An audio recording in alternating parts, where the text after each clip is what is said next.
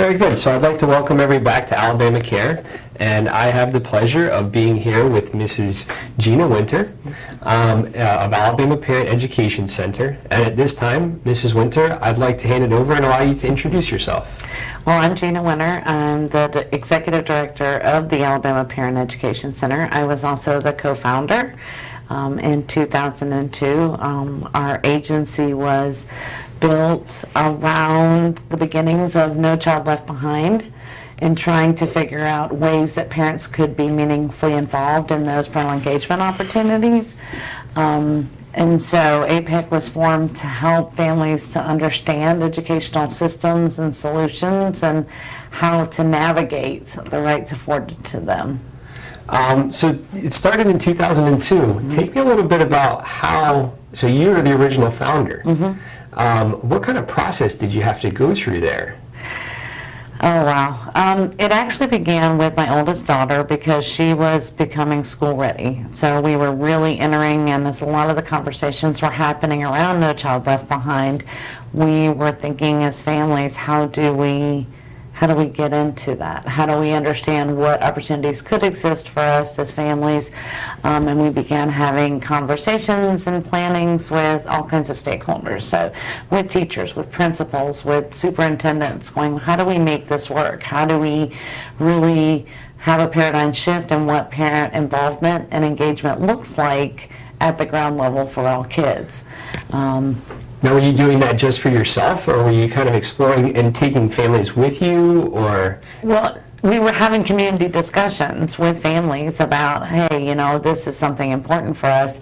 And so those conversations began to happen in 2000 as No Child Left Behind, and so was put out there. And so as the conversations began, it's like, you know, we need to get some funding to make this happen formally. Yeah. And so that's how APEC began. Yeah. Around those discussions, around the wants, needs, and desires, and where those capacities could exist. And when funding became available, we wrote for it, we got funded, and henceforth the beginning of APEC. Yeah, so you kind of went through this from a personal experience, and then you realized other people were having similar I don't want to say like just were unsure of how to navigate that line work, and so you really took it upon yourself to, you know, found the organization here, and so I applaud you for doing that. And it's been 17 years now. Wow. Since I'd say 17 years. Okay, so we are currently in what. Wetumpka. So this is my first time being in Wetumpka. But this is the only office location that you guys have in the state. Now, do you guys just serve this area of the state? No. Through our different programs, our staff travel the entire state. We serve the entire state of Alabama through our disabilities advocacy work, and our staff, their desks live here, their phones live here, and our staff travel and participate through technology, through live personal interactions. We do lots of community-based training, so our staff travel to local communities where families are to do trainings. We participate in lots of different statewide opportunities to get information out there. And then we do lots of regional trainings also. Now, when you say trainings, are most of the trainings, are they individual one-on-one with individuals and families, or are they more with organizations and schools? Well, we do individual consultation with families. So when families say, hey, I've got a 9-year-old son and we're struggling with XYZ in school, that's where we're really taking the information and helping the family to understand where they are, what their rights are, how to resolve the issue, who to talk with, and what services and supports may be available. That's our consultation support and services. When we talk about doing training, that is a large group of people, and it can include families, may include educators, professionals. Our trainings are all open to the public. And so when we are doing a broad training about a specific, like maybe involvement in your IEP, getting ready for it, how to document it. So the goal is in that training that everyone walks away and better understands what is supposed to happen in an IEP, what forms and documents need to be looked at. So the social worker that works with families in the local community has a better understanding about how to train and support families on their caseload. The educator has a better idea about how to approach families in it, and the family has a concept and a better idea and an action plan for resolving their own issues with their child and their child's school. So really a holistic point of view there, bringing everybody in that's a part of that planning process and navigating that part of an individual's life, training all aspects there.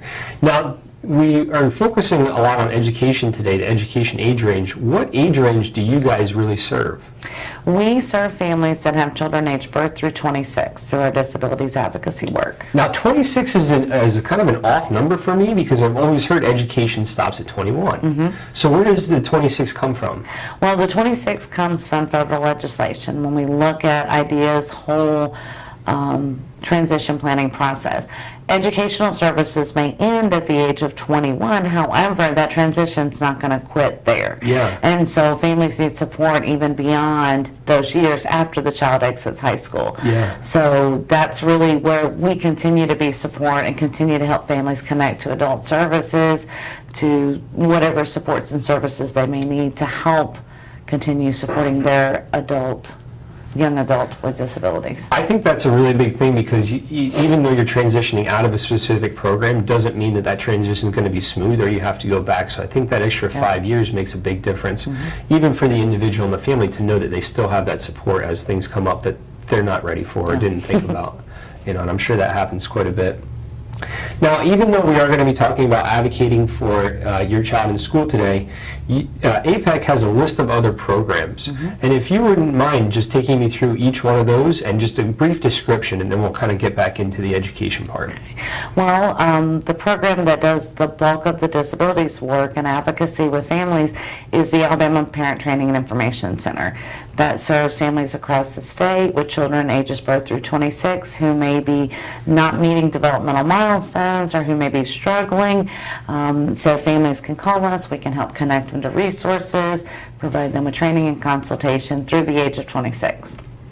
And certainly well beyond that, we have families that may contact us, hey, I just moved here, or I need to connect, and we make those resources and referrals even beyond that age.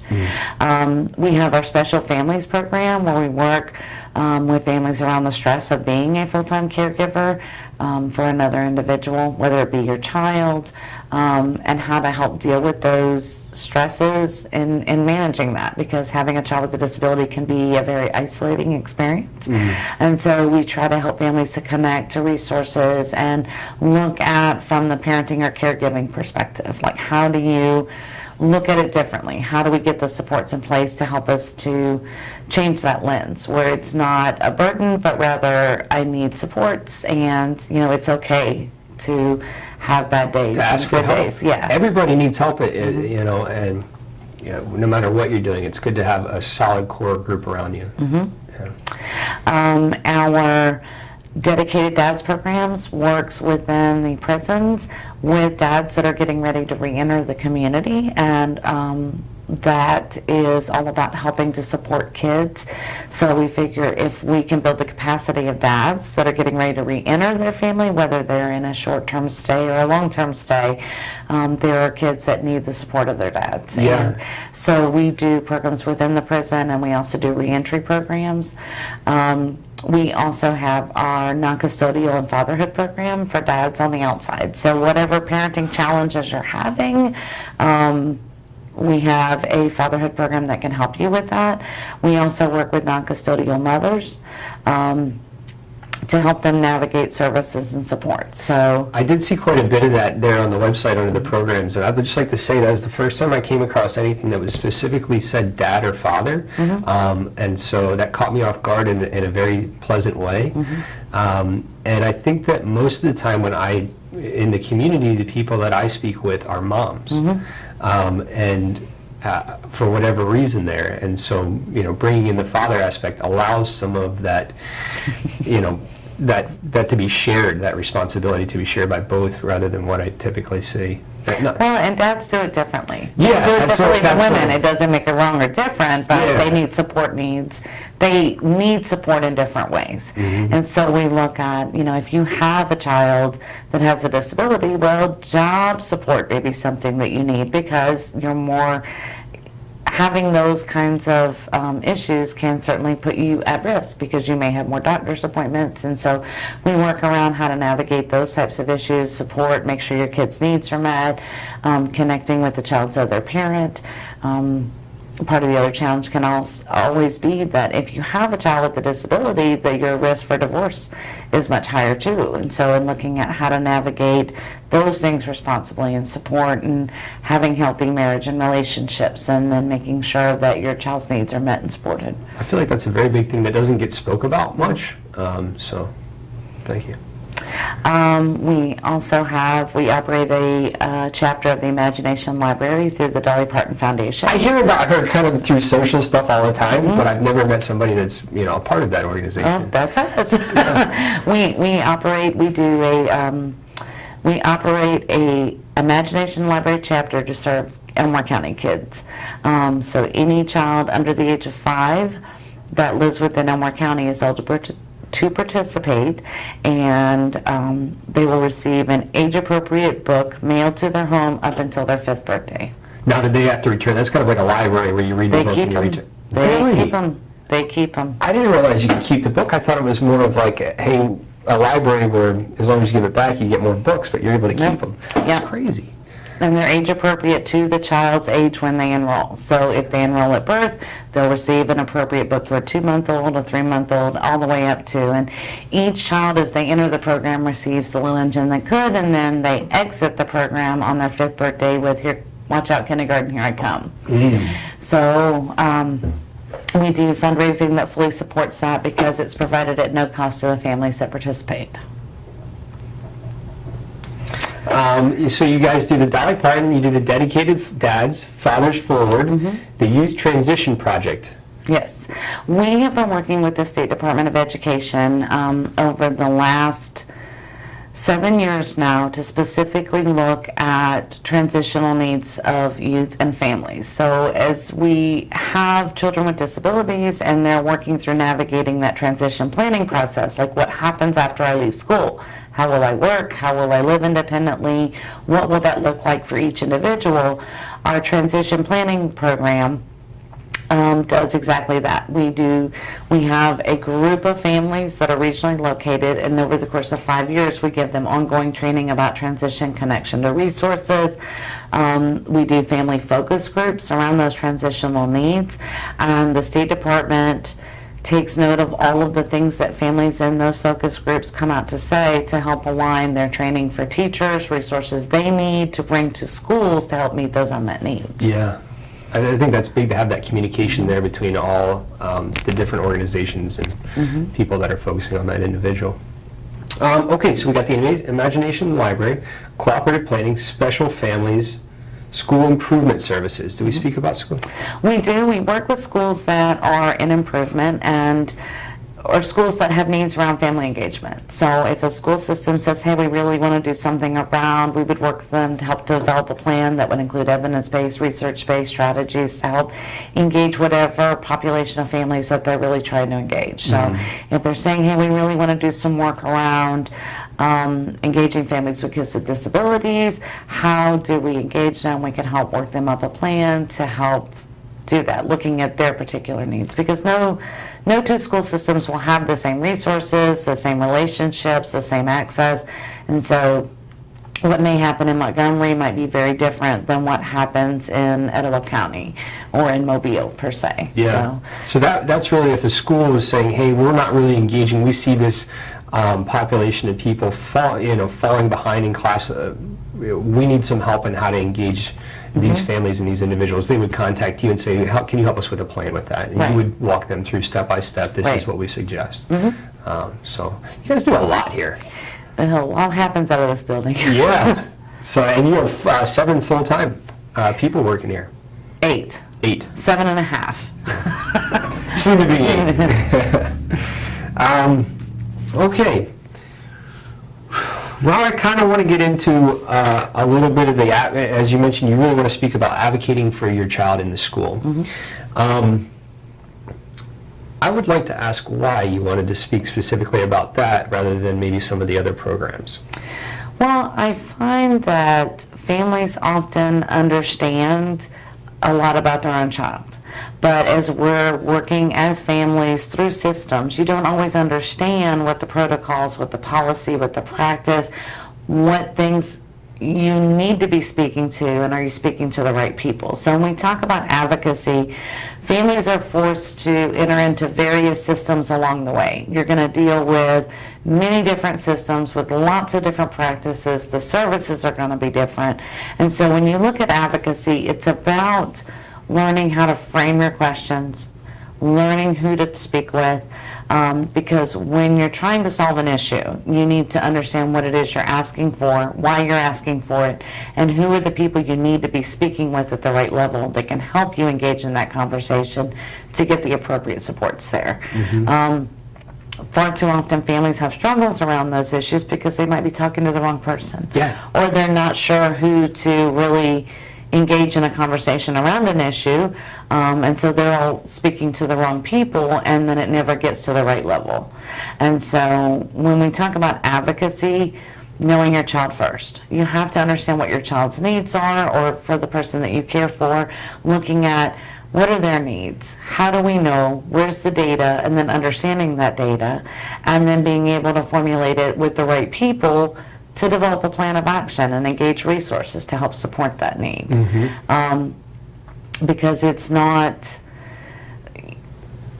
navigating the systems is very difficult, and it is emotionally draining if you feel like you're fighting, but advocacy is not fighting. Advocacy is about getting in the right place, having the right information with the right people to put a good plan in place that can be supported. And what families will find is if you understand that and you're having the right conversations with the right people, it's going to get you further in understanding and putting into place the supports that your child may need. Yeah, and you probably feel like you're not banging your head against a wall where it's like you're going full steam and you feel like you're not getting anywhere. Right. If you're feeling that, maybe it's because you're not using the right jargon or the right words, and you're not speaking to the right person there. So this would be something that APEC would really help you navigate in that essence. Yeah, that's exactly what we could help to do. Yeah, because even if you have great information, if it doesn't reach the right ears, it goes nowhere. You can be the smartest person in the world, but if you sit in a room, it does nothing to benefit society. Right. So you got to make sure you're speaking to the right people there. I would like to go through some examples of advocacy in the schools, different age groups. If you could give us an example of kind of advocating for your child from, let's say, birth to 5. What would that look like, or what would be an example that you've helped a family or an individual go through in that age group? Well, when you think about your child birth to 5, your end result, where are you trying to get? Doing that vision planning. Well, ultimately, you want your child to enter a kindergarten classroom ready. So what would that look like? Is your child developmentally ready? Do they have the content knowledge they need to have to be proficient? Are they supported? Do they have access? And so whatever age your child is, you want to know what your end game is. So if our ultimate goal is to be placed into a kindergarten classroom and be on point and be supported, what does that look like? And then begin to have those conversations and developing the steps to get there, where you have a measurement point, where your baseline, where are we right now, where are we starting? And during that birth through 5, your child may be transitioning from an early intervention system, which has different goals, objectives, different service models than what a 3 to 5 service model may have in that preschool year. And then the end result would be a 5-year-old classroom.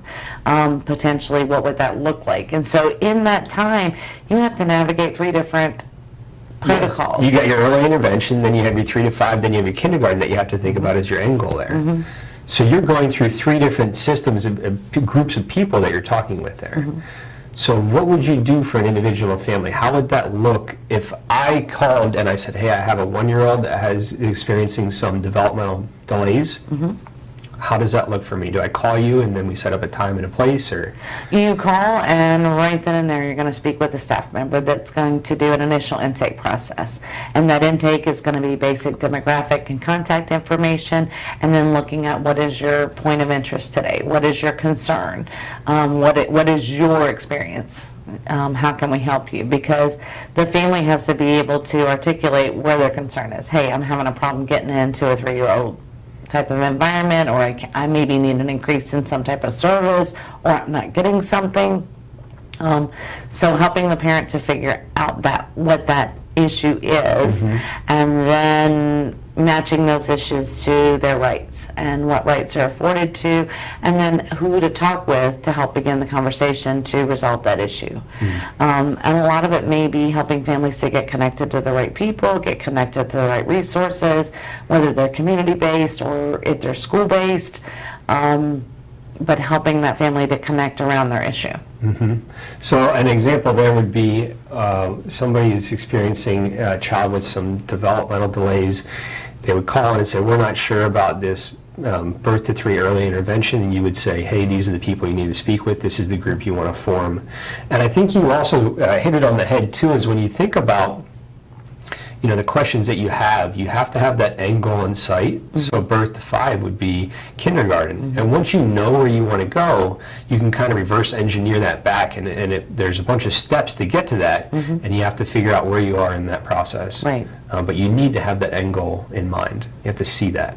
Know where you're going. Yeah, you got to know where you're going. So. And it's different for every child. It's different for every family. Every need is different. And no two children have the same exact needs. So, what it may require for one child to be supported, to be successful, may not be the same thing for another. And so that's why it all has to be individualized when we look at service supports.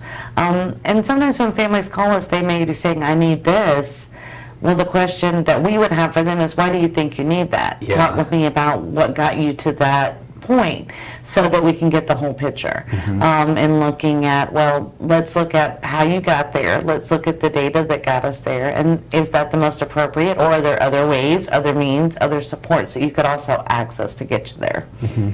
Yeah, you've mentioned the word data, or kind of numbers, and looking at analyzing where you're going and what got you there. I think that's a very big thing, is keeping track. If you don't measure it, it doesn't really mean you don't know where you're going. Yeah. You don't know if you're getting anywhere. I think that's important. It's something that we do for my family members. We track data daily. I don't think a lot of people in community living do that, and I think it's important, but I've never thought about it from an early childhood type of thing.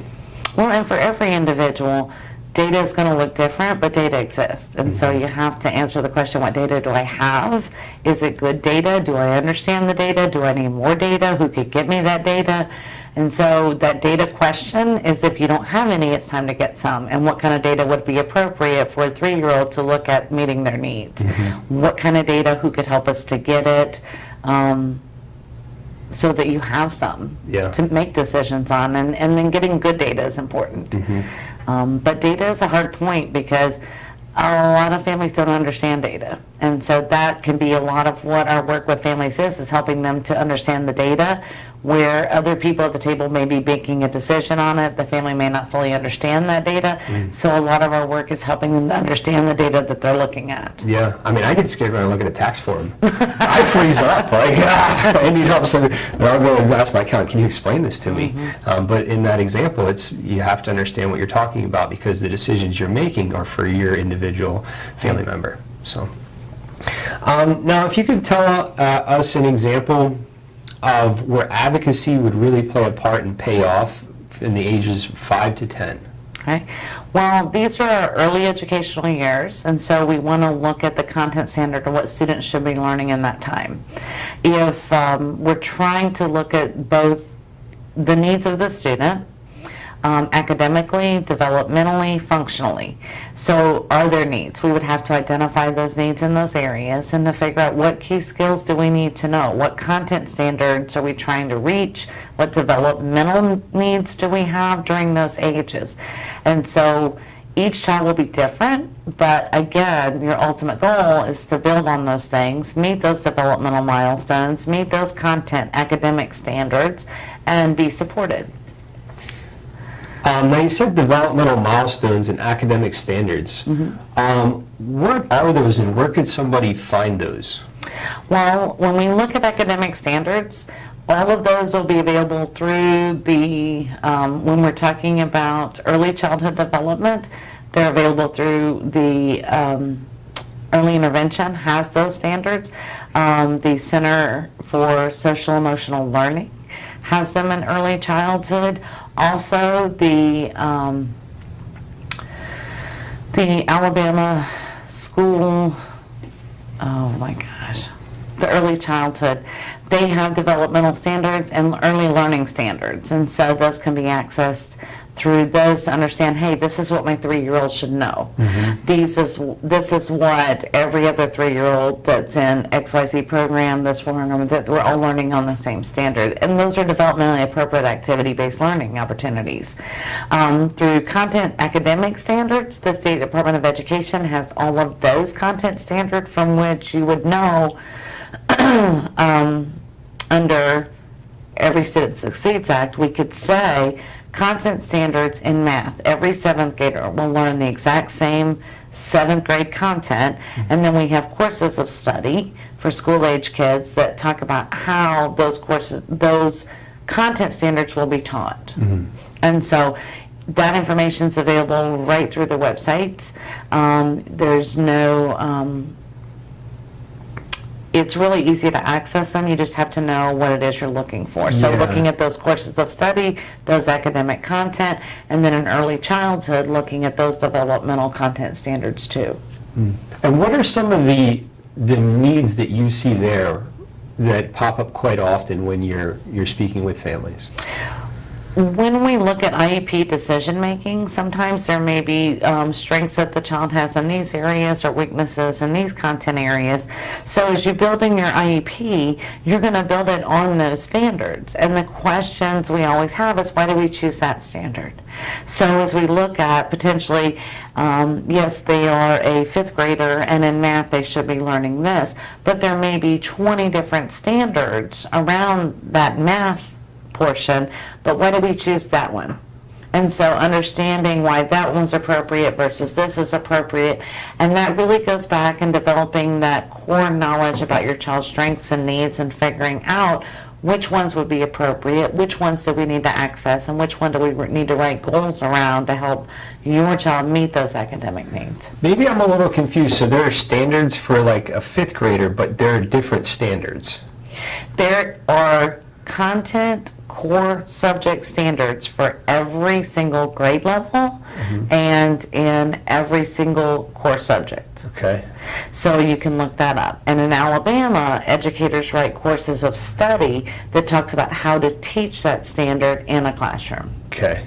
And so when you're looking to build your IEP, your individual educational program for a student receiving special education services, every content standard is going to drive the services and support. So if your child is in the 3rd grade and you're working on a reading and language arts goal, you will pull a reading and language arts standard out to talk and begin that discussion about how your child is going to be supported in reading and language art. This is a lot that I'm not familiar with, but the resources are there. They're out there, but you have to pull them together. And all of our content standards are based on national standards called Common Core. And so although our standards are based on Common Core standards, which makes, we know that every single 3rd grader is learning the exact same thing around science. We know that every 8th grader is learning the same content standards. And it aligns us to other states so that we know that all of our 6th grade students in math are learning the same thing that students in Oklahoma in the 6th grade are learning. But the course of study is how we teach it in Alabama. And so there may be some differences, but it's based on the same content standards. And so that it gives you a good solid place to begin a conversation. And knowing what your child's needs are, which brings us back to data and evaluation data, and looking at those kind of things helps us to better understand, hey, this is where my child might need to be supported around math concepts. For students that have lower function cognitively and perform on alternate standards, we have alternate standards in core content for students with significant cognitive disabilities. And so all of those are going to be standardized. And then as a child becomes a youth that becomes transition age, we have transition-based standards that talk about independent living, functioning, moving on, and you build your IEP on those standards to help know where you're going. And it seems like a very similar process in each age group. And you here at APEC really train the family to hopefully be able to navigate that almost on their own if possible. So trying to get that as soon as possible whenever the kid is young. Call us early. Yeah, call early. As a big investment pays off for late game. Are there any specific examples? You mentioned the transitioning out there, but are there any specific examples that you guys have had recently, ages 10 to 14 or 14 to 21, that you'd like to speak about? Well, the 10 to 14 age group, that is a key area around building those advocacy skills. And you should be becoming or being prepared to be part of their IEP planning process. And so the challenges there are, how do we prepare students to participate? And then how do we build the capacity of educators to be prepared to support them in that self-advocacy? Because students at the age of 19, they reach the age of majority in the state of Alabama. So the parent's voice is then transferred, those rights transfer to that youth. And so what I like to encourage parents to do is, no matter how old your child is or how young they are, the question is, what are you doing to give your child a responsible voice to speak for themselves? Yeah. So it's not your fight, it's everyone together is having the conversation. So whatever I say, what am I doing to train my child to be able to speak on their own behalf? And you notice that pops up 10 to 14 typically. Well, 10 to 14, you're going to have the conversation as the child exits the 8th grade. They're going to have to decide on their diploma pathways prior to entering a high school classroom. Yeah. And so usually that will happen. But formal transition planning has to happen in writing by the child's 16th birthday. Yeah. But again, in Alabama, it's going to happen in the 8th grade. You're going to begin that conversation because you're going to have to decide on which courses, which pathway of courses are going to get you where you're trying to go. Yeah, I mean, even through K to 5 and 5 to 8, every course is the same. You had your science, your math. When you get to high school, you have electives there, and you can decide what you want to do, whether that's trade or, college prep or whatever. Well, that course pathway is going to prepare you to get to what type of job you might want to do. And so in looking at the student's needs, if my vision is to go to college, if my vision is to go to a technical school, if my vision is independent living, if my vision is whatever it is, you want to make sure that the courses that you select within those pathways are aligned to get you where you're trying to go. Because not all courses will get you to the same end. Yeah. And not all courses will get you prepared to do what you would like to do. And so making good, solid choices in courses or within those course pathways, because you don't want to have the vision of, I'm going to go to college, if you're not taking college course preparatory courses to get you there. I feel like that's a lot of pressure for someone going into their 9th grade year. Well, and the thing is, what we have to think about as families is, how are we preparing our kids to have a voice? And so you don't have to wait until the time when a child has to sit in the IEP meeting, but thinking about meaningful ways for them to participate in their IEP process before they get there. So it's helping a child to understand, helping them to be able to communicate however they communicate their needs, because a child having an investment in their own process is going to prepare you better for success. And when we talk about a lifetime of support that some individuals may need that will diversify, those needs will diversify as we age.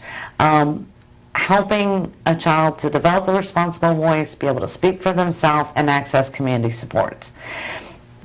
That's what that is. And you can begin as early as you want. When we're looking at elementary school, what role can a child play in giving input into their own IEP?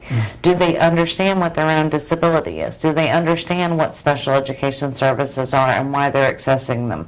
Do they understand why they receive those related services that they get? Do they know how to say no appropriately? Do they know how to say yes appropriately? Can they communicate their needs? And it's about building those skills as early as possible, so as we do begin to pass the torch and engage the student in decision making, they're prepared to do that and they understand what the process is. Yeah. I feel like the word no, it would be a very powerful thing there. Is this something that you want to do? No. Yeah. And that's a very powerful thing that everybody should realize, that they have the power to say no. Yeah. They do or don't want to do those things. And then if you would give an example, kind of the 21 to 26, so somebody's already transitioned out of the education program at 21, but APEC does provide service until the age of 26. And so if you could speak a little bit about that age group. So when you look at 21 to 26, a youth, when we think about success sometimes means failure. And when we look at, well, we got our job and it didn't quite work out, so what do you do now? Helping them to get connected to resources to help them to learn to get a new job, maybe connecting to adult supports through Department of Rehab Services or community-based. Independent living might be a functional goal, and so it might look differently for each individual, but that what our plan was when we exited high school, we might need additional supports, we might need to start back over, we might need to connect to different supports to get us there in a different way. Because things don't always work out exactly like we planned. Yeah. And sometimes we do have to start over, and that's okay, and sometimes that happens. We may be actively engaged in college and then looking at, oh, now I'm going to get my first job, or I just completed trade school, how do I get a job? When do I disclose information about my disability, and looking at what that would look like. Yeah. I think that's a great support area there that's maybe not served as broad as other areas. And if I even think of going back to the 9th grade and having to make those decisions on my coursework and where that'll lead, it can be very frightening to me if I make the wrong decision. I'll end up somewhere that I'm not happy with. And I think those extra few years allow me to say, look, I've learned a lot. It's something different. I kind of want a different path, and that's okay.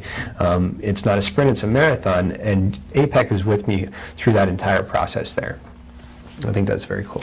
Well, and we encourage families, when families attend our trainings, bring youth to appropriate training. So if you're coming to us to get IEP training, bring your youth with you. Yeah. Because it is as important for them to understand the process and why all of these people are making decisions for them. How can they be invested in that process too? Giving them that voice and that knowledge is an important part. Now, there's something that we have here is informal means to educational services. If you could speak a little bit about that. Well, and what I tell families is there are many ways that you can go back. First, you need to understand what it is that you're asking for, why you're asking for it, the data and decision making, and then are you speaking to the right people? Because if I'm consistently saying I've asked and asked and asked and didn't get it, well, is that an IEP-based decision? Did you need to call another IEP meeting? Is that type of level? Is it an instructional issue that you need to speak directly with the instructional team of content? Is it a transitional issue where you need to be working with outside service and support, so you need to bring in somebody? So those informal processes, sometimes it's like, you can go back and you can call another IEP, but what are the specific reasons you're doing that? Is this something, and I tell parents, don't forget about the parent-teacher conference. Yeah. If you're having an issue with math, go back and talk with the math teacher. Even if your child has a disability, that is one means that you can go back and have a discussion to determine, is this something that we can resolve at the content level, or is this something we need to go back and go to the IEP team going, hey, we need some more support around math. So telling families, exercise those informal supports, utilize all of those. But if you get to the IEP meeting and you're not getting appropriate answers and you're not getting appropriate supports, IDEA does provide you with formalized dispute resolution options. And what is that? So if we can't reach an agreement about what's appropriate in terms of service, we can request facilitated IEP. That is where the State Department of Education, within that IEP, can say, hey, maybe we're not communicating well, let's try a facilitated IEP. The school system has then the responsibility to contact the State Department. They will send out a trained facilitator that can continue that IEP and continue discussions, where it may not be just me having the discussion or you having the discussion, but somebody helping us to have better discussions. And that is provided at no cost to families. It is one of our newest resources in the state of Alabama. We also have the option of mediation. That is a no-cost process. What's the difference between the two? A facilitated IEP, basically you bring another trained person in there to help the conversation to continue. With mediation, we may reach a formal settlement. So there is a trained mediator assigned from the State Department. We are trying to mediate on a particular issue. If we reach an agreement in that, we sign a formal mediated agreement saying this is what we decided, these are the services or what we agreed to, and then that is a closed issue. Can you give me a specific example of that? Okay, so let's say we're talking about the need for my child to have an increase in specific types of therapy services of some kind. So let's say speech therapy. Okay, my child maybe needed an increase in speech therapy, and maybe there's a specific type of therapy we're looking to happen, or some training that we would like to happen, and in the AP we can't reach an agreement about how that would look or happen. We could request mediation. The mediator would then come in and help us to mediate that around that particular issue, the increase, the type of service. If we reached a formal agreement about what that would be, then it becomes a closed issue. So is the mediation really a case in the past when the facilitator is helping the whole thing? Well, a facilitator would be a different process. Facilitated IEPs is one option, and it doesn't stop your IEP from happening, but you have a third party that comes in to help continue that discussion. So at the end of a facilitated IEP, you have a renegotiated IEP. Okay. With the mediation, you exit that process either with a mediated agreement that's signed and becomes a mediated agreement, and becomes a closed issue. If you don't reach an agreement in mediation, IDEA also provides for due process. So that becomes a legal process with a hearing officer. So you're going to court. Yeah. Now, if we go back to speech therapy, would that be, my child needs some communication therapy, speech therapy there. I think they should have a tech talk. The school says, we can't afford that tech talk, or we don't think that's the right way. And I say, I think that is the right way. Do I call a mediator right there, or do I call the facilitator? Well, I think you have to explore the issue. So if you're looking at particulars, and this goes back to our individual consultation with families, where we'd say, why would you think your child needs tech talk? What got you to that place? Why that particular program or equipment? Are there other programs or equipments that could do that? Are you exploring assistive technology? Are we looking at different things? What is the particular need around your child's speech that needs addressed? Because it's not always appropriate to have a discussion if you take a position to say, I need this program. Yeah. Well, what does that program address? And are there other programs that could do as good a job and address those needs? Instead of having a program talk, we have a needs discussion. And how are those needs going to be met? Because sometimes there can be more than one way to get to where we're going. Yeah. So it may not be an increase in speech therapy if we're not giving appropriate supports in that therapy.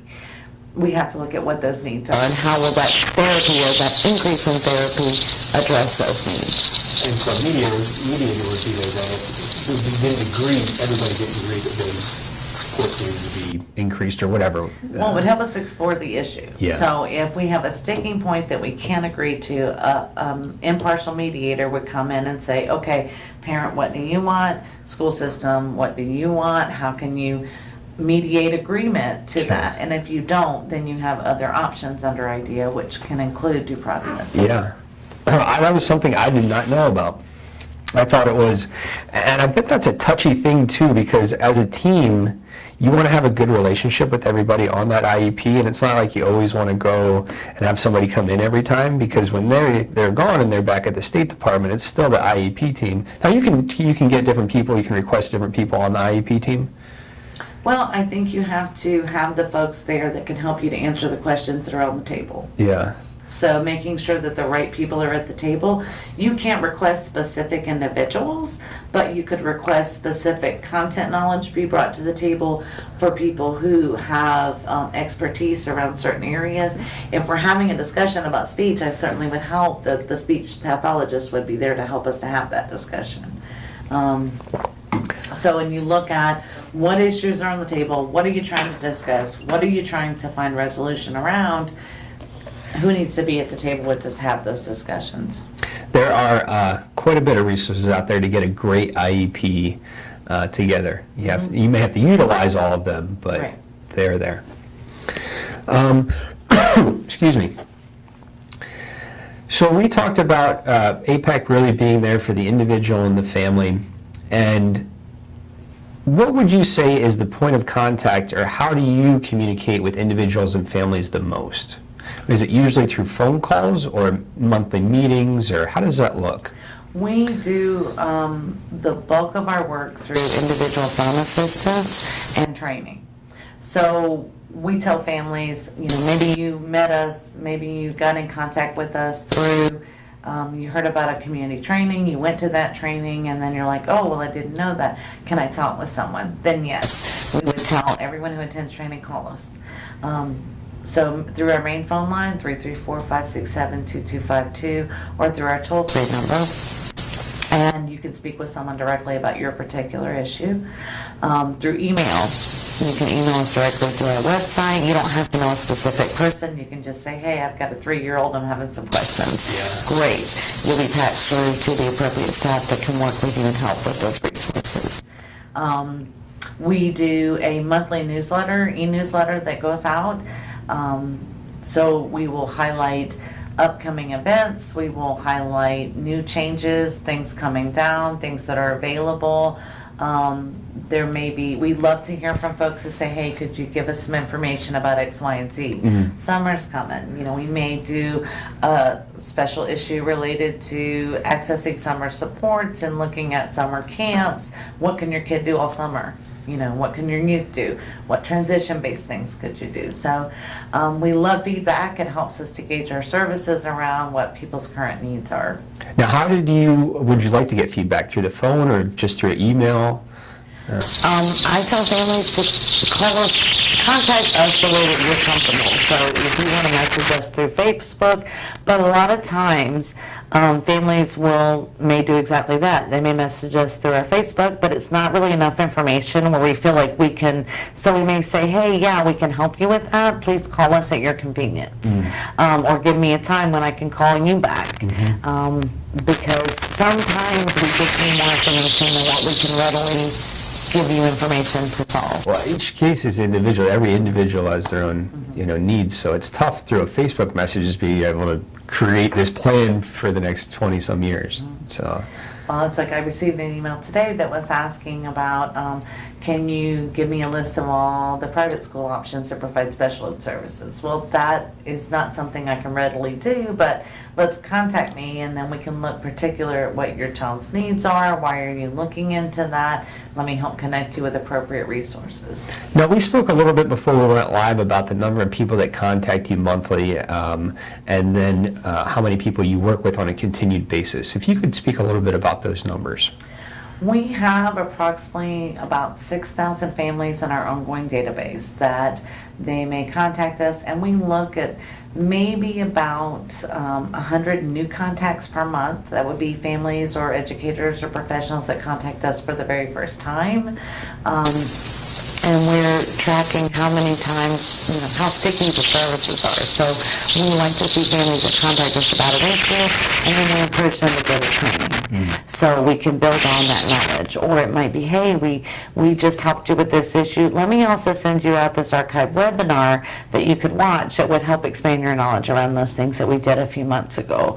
So we encourage families not to feel like they've got something else to do, but to help build that base of knowledge where when they are approached with a new issue, they have better skills, they can set up their own action plans, access better resources, and they know better what to do when new problems arise. And you spoke a little bit about that, how to get in contact with you, and you gave your number. What is your website? It is www, all spelled out, all lowercase, alabamaparentcenter.com. alabamaparentcenter.com. Always call in if you have questions. I think that's a great way to get in contact with people. Email, Facebook. Are there any upcoming events and programs that you'd like to highlight? Actually, we have several things going on this summer. We are doing an early learning training series for families that are going to focus on different activities that you could do with early learners throughout the summer to keep them busy. So those will be placed on our Google Calendar and highlight those kinds of things. We also have our annual conference that's coming up May the 29th through the 31st. We're finalizing the agenda this week. Registrations go out next week. For each session, morning, afternoon, and then morning session, there is a separate registration process. So this is the first time we've done it this way. We will have 40 seats in-house here at our office in Wetumpka. Beyond that, if you're not able to make it live, each session will be webinared. So you can register and go, hey, I don't really need that information yet, but I really need to hear what they're talking about on Tuesday morning. You can register for just that segment. Very cool. So no matter where you are, you can participate. And then after the conference, we will also post it out on our social media avenues afterwards. Very cool. And at this point, we're going to kind of close down here. Is there anything that you would like to say to the community? As families, you're not alone. As families, it can be very isolating, it's very hard, but understand that the more you know, the more you grow. And I encourage families to always do the look back test. Even though we may be facing something very new, look how far you've come. And so as we go through this, you feel like, I feel like we never get to a better place, but do the look back. Mentor, reach and connect with other families, know the right questions, go to training, get connected to resources. There's so many out there, and they're underutilized a lot. But the most thing you can do is look at the strengths that your child has. Look at the strength that your young adult has. They may too have weaknesses, but it's about building on those strengths. And once you build on those strengths, you'll find that those weaknesses sometimes can certainly be overcame. Yeah, they kind of get eclipsed there, and the strengths start taking off. Yep. Well, I'd just like to say thank you very much for spending time here with me and with the community. I greatly appreciate you being here with APEC. I want to thank everybody for being here with us.